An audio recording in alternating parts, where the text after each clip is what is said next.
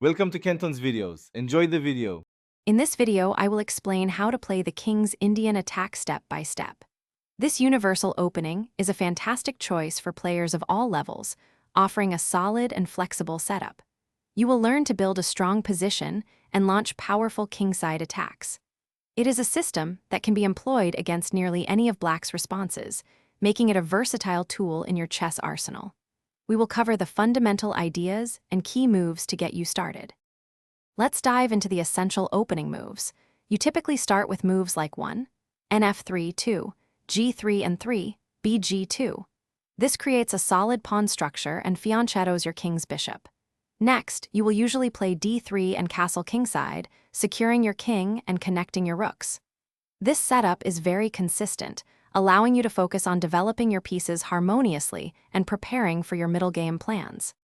Once your pieces are developed, the middle game strategy unfolds.